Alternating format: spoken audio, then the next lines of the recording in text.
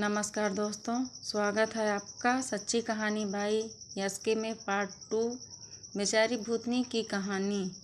मैं एक रात होटल तो खाली चल ही रहा था। सुबोध और रतन भी घर जा चुके थे और विक्की खाना खाकर होटल की सभी बत्तियां बंद करके अपना फ़ोन चला रहा था।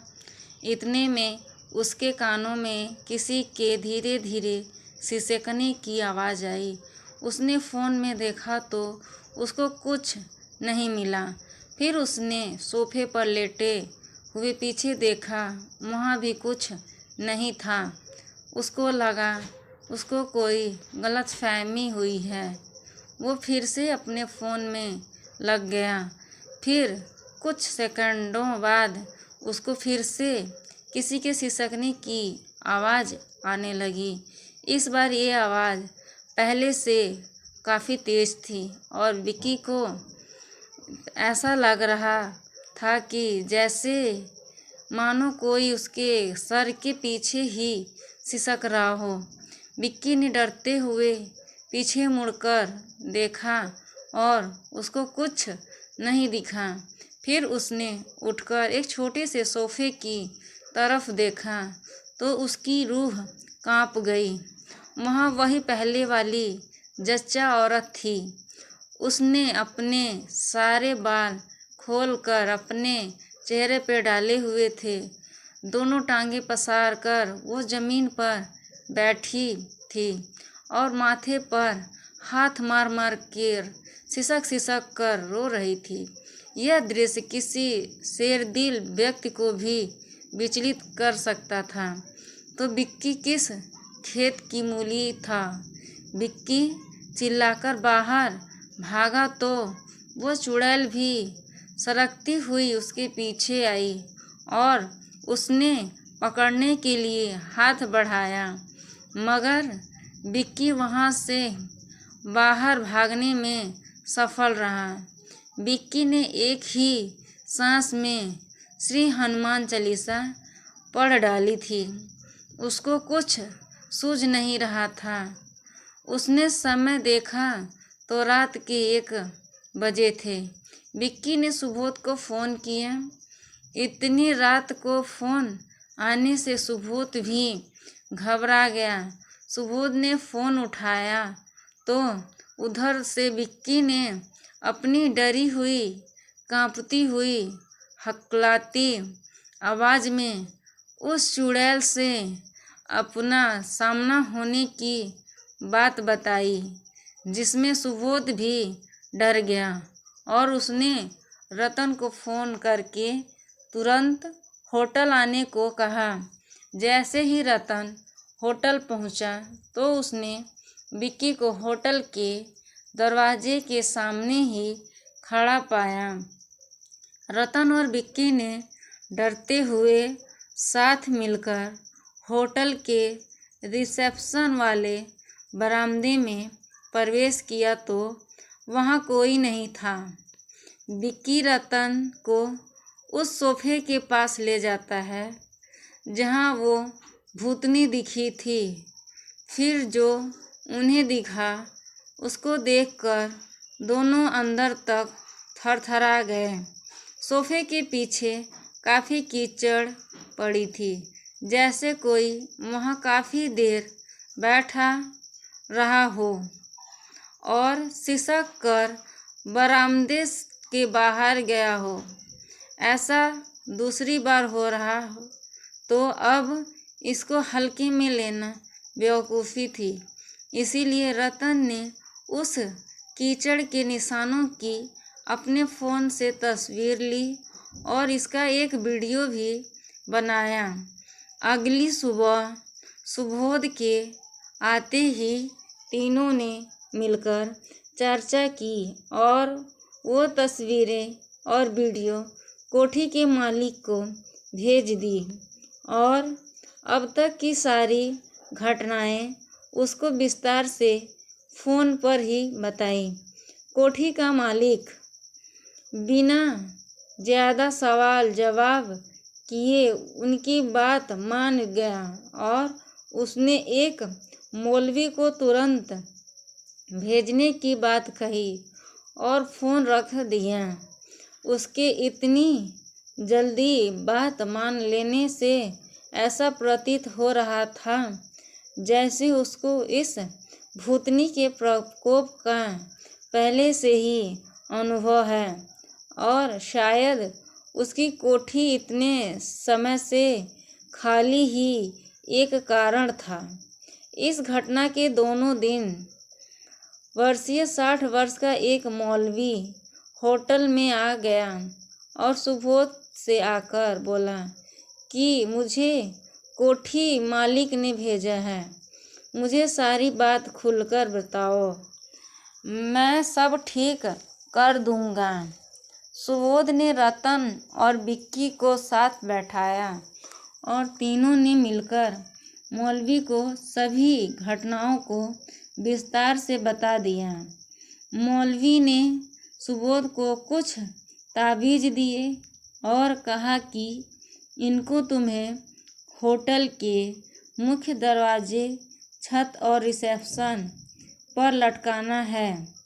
वो भूतनी अब नहीं आएगी और तुम्हारा काम भी ठीक हो जाएगा।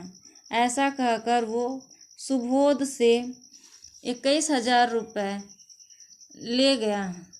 उस दिन से होटल में वो चुड़ैल तो नहीं दिखी, मगर होटल में अभी भी मेहमानों का आना बहुत कम था। होटल में ताबीज़ लगाए 3 दिन हो चुके थे, मगर काम में सुधार नहीं दिख रहा हो तो सुबोध और रतन सुबह आते और पूरे दिन खाली बैठ कर चले जाते। दोनों के मन में काम को लेकर काफ़ी मायूसी थी। सुबोध अगली सुबह घर में बैठा नाश्ता कर रहा था। उसकी पत्नी कपड़े धो रही थी और उसका 7 साल का बेटा दूसरे कमरे में बैठा टीवी देख रहा था।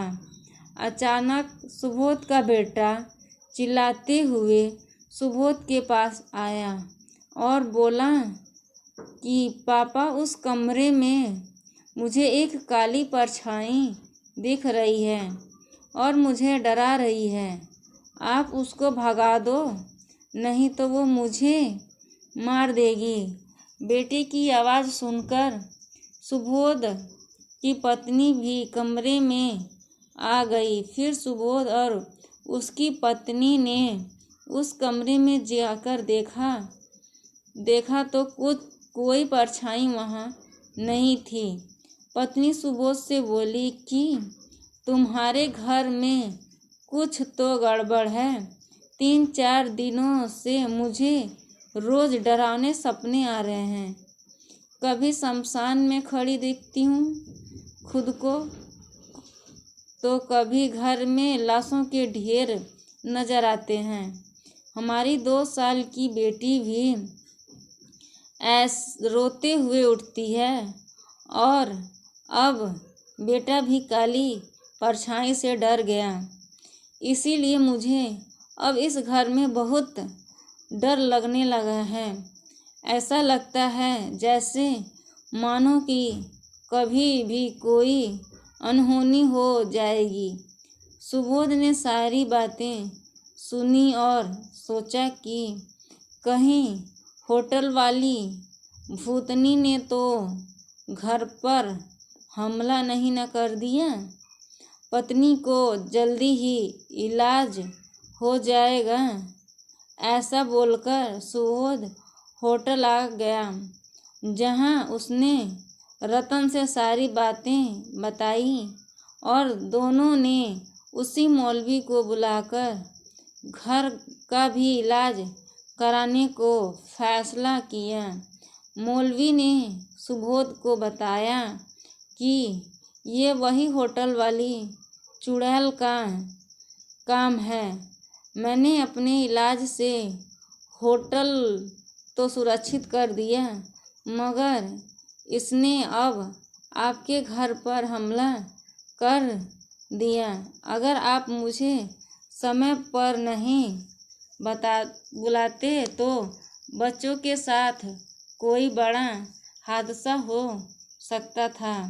इतना कहकर मौलवी ने घर में झाड़ फूक की और वहाँ भी तावीज़ घर के बाहर मुख्य कोने में लगवा दिए। इस झाड़ फूक के मौलवी ने 51,000 रुपये लिए और सुबोध के काफ़ी कहने पर भी पैसे कम नहीं की और कहा, ये बहुत खतरनाक शैतानी शक्ति है, हमको इसको काबू करना और इसको परिवार से दूर रखना आसान नहीं है, इसीलिए खर्चा तो यही रहेगा। इतना सुनकर सुबोध ने मौलवी को पैसे दे दिए और वो होटल आ गया। कुछ दिन बीते, होटल और घर दोनों में शांति थी, मगर होटल में काम एकदम शून्य हो गया था। होटल का खर्चा सुबोध और रतन को घर से उठाना पड़ रहा था। सुबोध बहुत परेशान था और उसका पूरा दिन यही सोचने में आता था कि आखिर इलाज के बाद भी काम में सुधार क्यों नहीं हो रहा। एक दिन सुबोध के होटल जाने के बाद उसकी पत्नी नहाने जा रही थी। उसने जैसे ही बाथरूम का दरवाज़ा खोला तो देखा कि अंदर एक कीचड़ में सनी जच्चा औरत सारे बाल खोलकर नल के नीचे बैठी है और पानी उसके सर पर पड़ रहा है। दोनों ने एक दूसरे को देखा। सुबोध की पत्नी डरकर वहाँ से भागी और नीचे आकर सुबोध को फ़ोन किया। सुबोध घर आया और पूरे घर में देखा तो उसको कुछ नहीं मिला। सुबोध ने मौलवी को फ़ोन करके अभी घर आने को कहा। कुछ ही देर में मौलवी वहाँ आ गया। सुबोध ने मौलवी को घर की आज की बाथरूम वाली बात बताई और यह भी बताया कि होटल में काम बिल्कुल नहीं चल रहा है। इस पर वो मौलवी बोला कि मैंने जो ताबीज़ दिए थे उसमें से कुछ ताबीज़ किसी ने वहाँ से हटा दिए हैं, जिसकी वजह से उस शक्ति ने इस घर में फिर से प्रवेश किया है। वो शक्ति बहुत ताकतवर है, इसीलिए वो आपका काम भी चलने नहीं दे रही है। एक बड़ी साधना करूँगा जिससे आपके घर और होटल में तो एकदम हमेशा के लिए शांति हुई हो जाएगी, साथ में आपका काम भी पहले से बेहतर चल पड़ेगा। मगर ये साधना कोई आम साधना नहीं है, इसीलिए इसमें आपका 1.5 लाख रुपए का खर्च आएगा। सुबोध तो पहले ही इतने पैसे दे चुका था, कोई खास आराम भी उसको नहीं पड़ा था और खुद को वो मौलवी के द्वारा ठगा महसूस करता था। तो उसने कहा कि अभी तो पैसे नहीं हैं और काम भी नहीं चल रहा, हम आपको पैसों का प्रबंध करके बुला लेंगे। ये सुनकर मौलवी वहाँ से चला गया। मगर उस दिन से होटल और घर में दिक्कत और अशांति होने लगी। कभी होटल में विक्की सोते हुए दब जाता और रात को उसको पूरे होटल में किसी की गुर्जने की आवाज़ आती रहती। उधर घर में बच्चे आए दिन डर कर रात में रोते हुए उठ जाते, तो कभी पत्नी को बुरे और खौफनाक सपने आए दिन दिखते रहे। सुबोध घर में भी और होटल में भी इन बातों से घिरा था, इसीलिए वो बहुत परेशानी में चल रहा था। फिर एक दिन उसने अपने बचपन के दोस्त जतिन को फ़ोन किया। सुबोध इतना तो जानता था कि उसका दोस्त काली माँ का पुजारी है, काली माँ की पूजा और साधना करता है, मगर वो शैतानी शक्तियों का इलाज भी करता है। यह उसको जतिन से बात करके पता चला। बस फिर क्या था, सुबोध ने अपने दुखों का पिटारा जतिन से आगे खोल दिया और उसको तुरंत अपने पास आने को कहा। यह कहानी आपको कैसी लगी मुझे कमेंट बॉक्स में बताएं। आगे का पार्ट देखने के लिए मेरे चैनल को लाइक, शेयर, कमेंट और सब्सक्राइब करें। धन्यवाद।